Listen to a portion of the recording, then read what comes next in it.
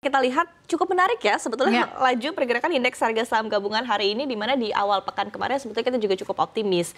Indeks harga saham gabungan ini masih akan melaju kencang, berada di zona hijau, dan bahkan ada ekspektasi pula bahwa mungkin akan menembus level resistennya di perdagangan pekan ini. Tapi rupanya yang terjadi adalah ada tarikan ke bawah begitu ya pada perdagangan hari ini, dan meskipun tadi sempat menyentuh lowest point-nya di 7.881, tapi rupanya di detik-detik terakhir juga ada tarikan yang cukup kuat dengan nilai transaksi yang juga cukup luar biasa begitu ya, bahkan hingga 2 kali lipatnya lebih bahkan begitu ya dalam sekitar 1 menit terakhir menjelang penutupan perdagangan ataupun juga closing bell tadi, dan kita bisa melihat final levelnya adalah di 0,27%. Tampaknya sebenarnya aksi profit taking ini cukup terasa ya pada perdagangan hari ini, apalagi kemarin juga sudah menguat cukup signifikan, berkisar di 1% penguatannya meskipun ditutup di 0,87% pada perdagangan kemarin. Nah, tapi apa yang bisa kita pantau, Safrina, dari pergerakan indeks harga saham gabungan kita pada perdagangan hari ini? Ya, sebenarnya memang pergerakan hari ini sudah begitu volatil. Tadi sempat dibuka ke level hampir 7.978 dan menguat signifikan, hampir mendekati level psikologis kembali 8.000. Tapi langsung terjun bebas ke level terendah di 7.881 sampai akhirnya di jam makan siang tadi juga sepertinya sempat berada sekitar 3 jam di zona hijau, namun harus terkerek kembali ke zona koreksi. Tadi cukup dalam juga di 7.800-an, namun akhirnya di menit-menit terakhir ada tarikan gitu ya. Dan akhirnya membawa IHSG ditutup di zona penguatan di sekitar 7.905,76. Beberapa sektor yang menarik kita pantau di hari ini, memang kalau kita lihat saham konglomerat ya lagi-lagi tercatat menjadi penopang IHSG yang mampu menanjak walaupun tetap masih berada di zona merah, usai sempat tertekan dalam tadi sekitar mungkin sekitar setelah jam makan siang gitu ya.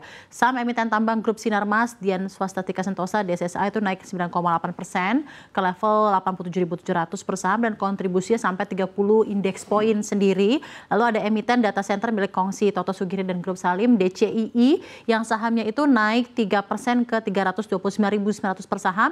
Kontribusi penguatan di hari ini di 10,45 indeks poin untuk indeks harga saham gabungan. Lalu juga ada saham-saham konglomerasi seperti Prayogo Pangestu Brand, emiten tambang emas, BRMS, lalu juga Haritanu di KPIG, ada saham emiten teknologi MLPT yaitu grup Lipo yang jadi penopang kinerja IHSG hari ini. Dan pemberat utamanya dan tak lain tak bukan, kita mungkin bisa lihat di sini adalah malah justru saham-saham perbankan.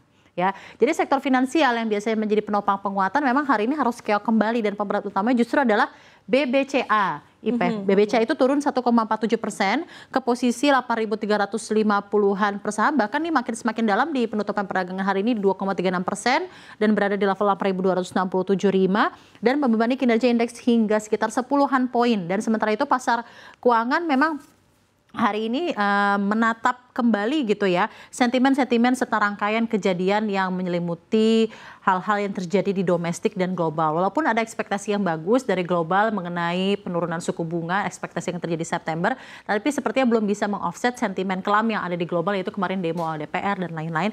Tapi di satu sisi secara teknikal memang sebenarnya IHSG itu sudah berada di level resistensi yang sangat-sangat mudah untuk berbalik arah karena adanya penguatan yang signifikan sampai ke level hampir 8.000 selama bulan Juli kemarin. Jadi mungkin Agustus itu tidak secemerlang Juli, tapi at the same time tetap masih ada peluang untuk tetap naik perlahan-lahan karena adanya sentimen positif dari global, yaitu mengenai penurunan suku bunga dari Federal Reserve yang akan segera terjadi di September. Meskipun sebetulnya ada sentimen baru yang cukup menghantui begitu ya, seperti apa Amerika Serikat dengan China yang tampaknya kembali panas begitu ya. Setelah, ya karena indeks Asia juga hari ini semua kebakaran gitu ya Pak ya. Mengikuti juga pergerakan indeks Wall Street begitu ya pada malam tadi, dan tadi kita juga bisa melihat begitu ya futures juga sama begitu. Nah, untuk rupiah sendiri begitu ya Safrina, mungkin Anda bisa melihatnya seperti apa, karena balik lagi memang sentimen utama ini masih berkaitan dengan ekspektasi ya The Fed akan suku bunga dalam waktu dekat begitu, apalagi kemarin juga disampaikan oleh Gubernur The Fed Jerome Powell begitu ya dalam simposium Jackson Hole, dan ini juga langsung ditranslasikan ya kemarin, sempat pesta pora, sempat cukup kuat juga begitu ya untuk market Wall Street, kemudian diikuti pada perdagangan di hari Senin seluruhnya kompak serentak berada di zona hijau. Nah, tapi mungkin kita bisa pantau posisi rupiah berbalik arah begitu pada perdagangan hari ini. Nah, ini seperti apa Safrina? Ya, sebenarnya ada ketidakpastian tersendiri karena kan sebenarnya lagi-lagi ini mengenai ketidakpastian yang ada dalam penurunan dan pemotongan suku bunga yang ada. Karena ada drama nih kemarin Donald Trump, jadi Donald Trump itu memecat pejabat The Fed yang memiliki dampak tersendiri untuk keputusan penurunan suku bunga atau kenaikan suku bunga, yaitu Lisa Cook, dengan alasan penyimpangan hipotek. Dan langkah tak lazim tersebut memicu kekhawatiran investor begitu kuat mengenai independensi Bank Sentral Amerika Serikat, dan akhirnya indeks dolar Amerika Serikat sempat turun 0,2%. Dan ini juga langsung memberikan ketidakpastian tersendiri untuk falas atau valuta asing yang lain-lainnya gitu ya, termasuk Singapura dollar, yang Jepang dan euro, dan terutama currency seperti Indonesia yang considered as emerging markets langsung melemah. Kita bisa lihat di sini bahwa memang rupiah terhadap Singapura dollar, dolar Amerika, yang Jepang dan euro hari ini harus mengalami pelemahan untuk 4 mata uang utama di dunia karena ada ketidakpastian yang ada di The Federal Reserve dan sentimen pelaku pasar atas independensi yang ada dari The Federal Reserve sendiri. Oke, baik. Ini menarik sekali, tentunya kita akan terus pantau ya seperti apa pergerakan baik indeks harga saham gabungan dan juga rupiah di sepanjang pekan ini. Apakah nanti mungkin mampu berbalik arah kembali begitu ya IHSG dan bahkan bisa menyentuh kembali level psikologis 8.000 yang dinanti-nanti oleh para pelaku pasar tentunya ya.